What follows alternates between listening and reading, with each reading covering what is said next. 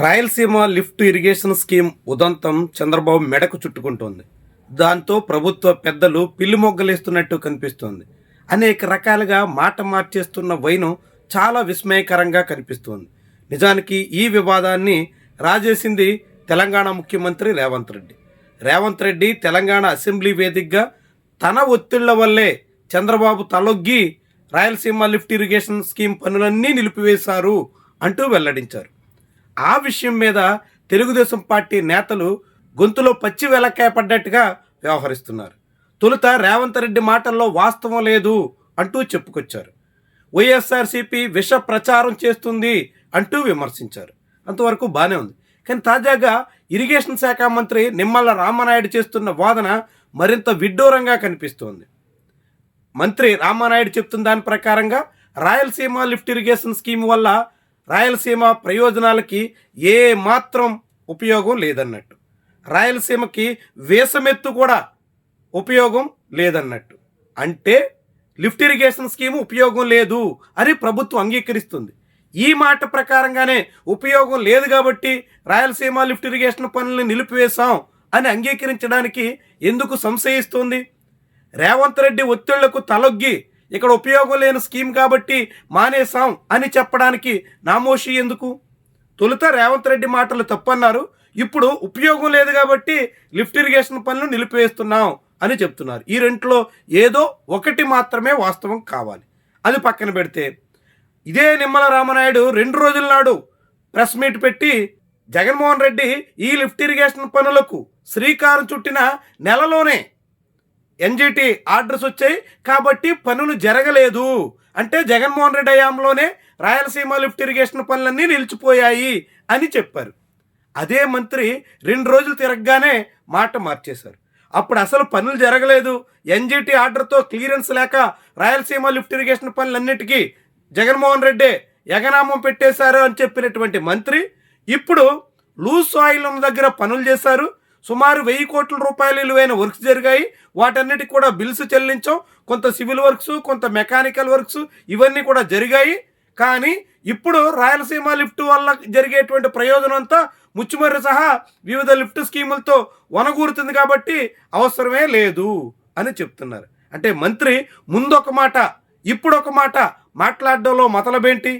అంటే రేవంత్ రెడ్డి చెప్పినట్టుగా రాష్ట్ర ప్రభుత్వం తెలంగాణ సీఎం ఒత్తిళ్లకు తలొగ్గిందని జనం అనుకోవాల్సి వస్తుందా? నిజానికి రేవంత్ రెడ్డి ఆ మాట చెప్పంగానే అవును రాష్ట్ర ప్రభుత్వం లిఫ్ట్ ఇరిగేషన్ స్కీమ్ ప్రతిపాదనను పక్కన పెట్టేసింది, అవసరం లేదని నిర్ణయించుకుంది, దానివల్ల రాయలసీమకి ఎటువంటి ప్రయోజనం లేదని భావిస్తోంది అని చెప్పుంటే ఈ ప్రభుత్వానికి గౌరవంగా ఉండేది, నిజాలు మాట్లాడుతుంది అని జనం అనుకునే అవకాశం ఉండేది. ఇప్పటికే రాయలసీమలో ఈ ఏడాది 76% వరకు పుష్కలంగా నీటి వనరులు నిండున్నాయి. అది మేజర్, మైనర్, మీడియం అన్ని ఇరిగేషన్ ప్రాజెక్టుల్లో కూడా సాగునీటికి అవసరమైనటువంటి స్థాయిలో పూర్తి స్థాయిలో నీటి లభ్యత ఈనాటికి కొనసాగుతుంది అంటూ లెక్కలు చెప్పిన రామానాయుడు ఆ రోజే ఈ మాట చెప్పి అందుకే రాయలసీమ లిఫ్ట్ ఇరిగేషన్ స్కీమ్ అవసరం లేదనుకుని వదిలేసాం అని చెప్తే మంత్రి మీద ప్రభుత్వం మీద గౌరవం ఉండేది. కానీ మంత్రి తొలుత ఆ ప్రాజెక్ట్ని జగన్మోహన్ రెడ్డే నిలిపేశారంటారు. కానీ జగన్మోహన్ రెడ్డి హయాంలో వర్క్స్ జరిగాయి, ఎన్జిటి ఆదేశాలు ఉన్నప్పటికి కూడా పనులకు బిల్స్ చేసాం, దాని మీద ఎన్జిటి ఫైన్ వేసినా కట్టాల్సి వచ్చింది అని కూడా చెప్తున్నారు. అంటే మంత్రి ఇలా మాట మార్చేస్తున్నటువంటి వైనం దేనికి సంకేతం? అంటే నిజంగానే తెలంగాణ రాష్ట్ర ప్రభుత్వ ఒత్తిళ్లకి తెలంగాణ రాష్ట్ర ప్రభుత్వ పెద్దలతో చంద్రబాబు నాయుడు రాజీ పడ్డారా? చంద్రబాబు నాయుడు వాళ్ళ ఒత్తిడికి తలొగ్గి రాయలసీమ ప్రయోజనాల్ని తాకట్టు పెట్టేశారా అనే అనుమానం సామాన్య జనాలకి ఎందుకు రాకుండా ఉంటుంది? వచ్చేలా ప్రభుత్వమే వ్యవహరిస్తే ఇలాంటి అనుమానాలకి బలం చేకూరదా? ఇది ఇప్పుడు ముఖ్యమైనటువంటి ప్రశ్న. రాయలసీమ సాగునీటి అవసరాలకు తగ్గట్టుగా కృష్ణా జలాల్లో అదనపు వాటా వాడుకునేలాగా ప్రత్యేకమైనటువంటి సదుపాయాలు ఉండాలి, అది రాయలసీమ లిఫ్ట్ ఇరిగేషన్ స్కీమ్ ద్వారా వనగూరుతుంది అని ఆనాటి ప్రభుత్వం భావించింది. ఇది రాయలసీమకి భారీగా జలాలు తరలించే ప్రక్రియ అంటూ అప్పటి తెలంగాణ రాష్ట్ర ప్రభుత్వం అడ్డుపెట్టింది. అనుమతులు లేవు కాబట్టి పనులు నిలిపివేయాలని కేసులేసింది. మరి తెలంగాణ రాష్ట్ర ప్రభుత్వం కూడా రాయలసీమ లిఫ్ట్ స్కీమ్కి అడ్డుపెట్టిందంటే దానివల్ల రాయలసీమకి భారీగా నీటి వనరులు తరలించే అవకాశం ఉన్నట్టే కదా. నీటి సదుపాయం తరలించే అవకాశం ఉన్నప్పుడు కేవలం 34 టీఎంసీలకు మాత్రమే అవకాశం ఉంది. ఆ 34 టీఎంసీల్లో మళ్ళీ తెలంగాణ వాటా పోగా కేవలం 22 టీఎంసీలకు మాత్రమే ప్రయోజనం దక్కుతుంది. 22 టీఎంసీల కోసం 4,000 కోట్ల రూపాయల వరకు ఖర్చు చేయడం వృధా అన్నట్టుగా ఇప్పుడెందుకు రామానాయుడు కొత్త సూత్రీకరణలు చేస్తున్నారు అనే అనుమానం కూడా కలుగుతోంది. మొత్తంగా రాయలసీమ లిఫ్ట్ అయితే అవసరం లేదని టీడీపీ నాయకత్వం తేల్చేసింది. దానివల్ల ఉపయోగం లేదని చెప్పేస్తుంది.